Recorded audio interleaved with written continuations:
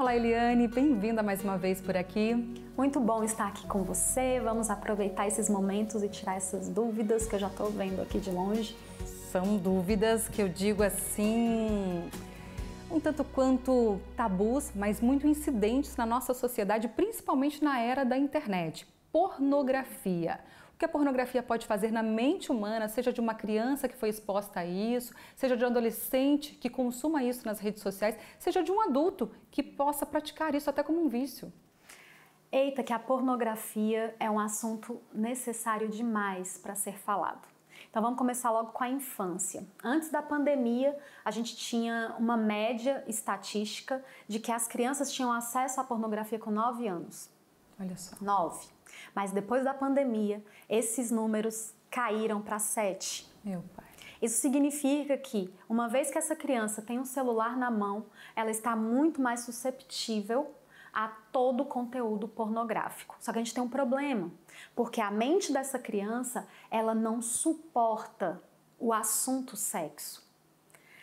E aí a pornografia ela se torna extremamente agressiva para a cabeça dessa criança. É chocante para uma criança, né? A gente costuma dizer que a criança, ela tem essa mente infantil da criança, na fantasia, na inocência, ela literalmente não dá conta de todo o conteúdo sexual que chega. E a criança ela não sabe lidar não só emocionalmente, ela também não sabe lidar fisicamente com o que essas imagens provocam no corpo dela. E nós somos seres sexuais do nascimento até a morte. Então, se essa criança ela não tem maturidade para dar conta dessas imagens, elas com certeza vão lesionar o desenvolvimento dessa criança. E aí a gente pensa assim, mas o adolescente, ele dá conta de conteúdo pornográfico? Na verdade, nem o adolescente, nem o adulto. Por quê? Porque nós temos uma facilidade muito grande para nos viciarmos em conteúdo pornográfico. Sempre o seu cérebro ele vai liberar hormônios do prazer, vai ser uma sensação muito gostosa inicialmente, e na busca de voltar a ter aquela sensação inicial de prazer, as pessoas elas tendem a desenvolver o vício. Então, você assistia um vídeo e já ficava excitado e já terminava numa masturbação, agora você precisa assistir vários vídeos para ficar excitado, ou então o tipo do vídeo tem que mudar para que meu cérebro libere a mesma quantidade de dopamina, para que eu tenha aquele prazer inicial. Por isso que é tão fácil se viciar em pornografia.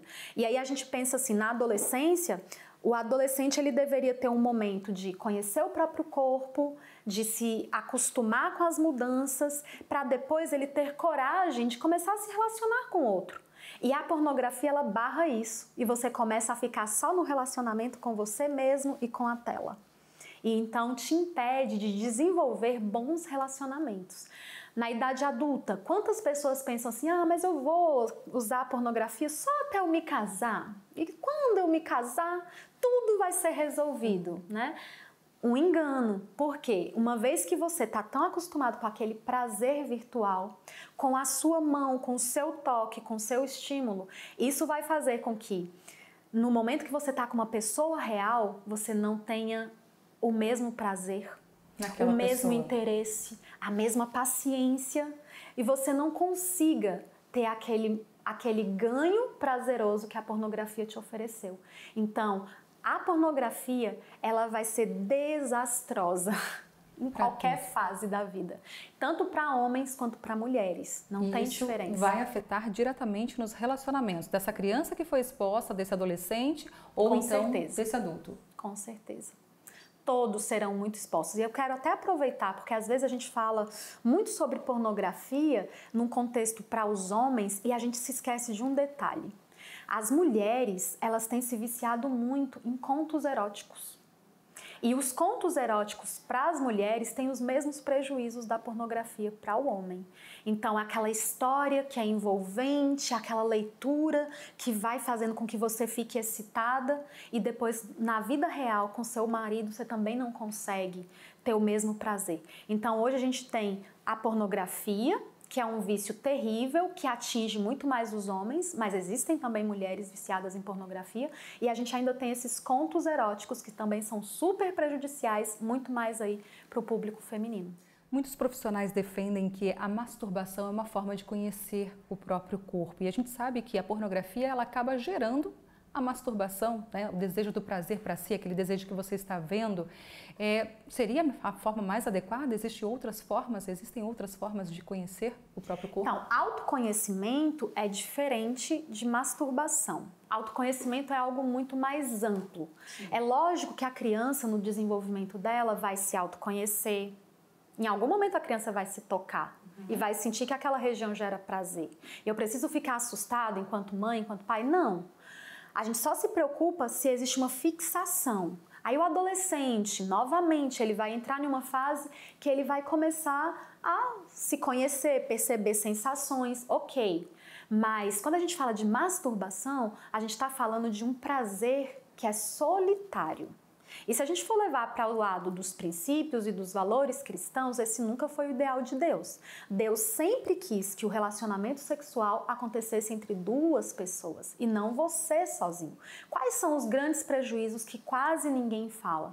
A pressão que um homem faz com a sua própria mão no pênis nunca será a mesma pressão de uma vagina. Ah, mas Eliane, eu não consigo hoje terminar a relação sexual com a minha esposa, eu sempre tenho que terminar com a mão. Por quê? Porque você se acostumou com a masturbação. E essa pressão ficou registrada no seu cérebro. Então, esses prejuízos ninguém conta. Ninguém conta que muitas mulheres que se acostumam com a masturbação, elas não conseguem agora ter prazer com o toque do esposo. Muitas mulheres que se acostumam com o uso de vibradores, elas têm prejuízos agora sem o uso desse aparelho. Então, são coisas que a indústria sexual, ela vai colocando na vida como se fosse um ganho, uma rapidez para o prazer, mas que na verdade a longo prazo causam muitos prejuízos. E só para citar o pior prejuízo dos vibradores, é exatamente uma denervação do clitóris. Então, o clitóris, que é um órgão sexual de 8.000 terminações nervosas, ele vai perdendo essas terminações nervosas com o uso mecânico e repetitivo desse aparelho. Então, a gente precisa estar muito atento. A gente precisa estar atento ao que Deus sonhou para a nossa vida. E Deus não queria que você fosse um ser sexual só entre os 20 e os 30 e poucos anos. Não! A gente pode aproveitar da sexualidade durante toda a nossa vida. E se eu quero aproveitar dessa sexualidade, eu preciso ter sabedoria nas minhas escolhas.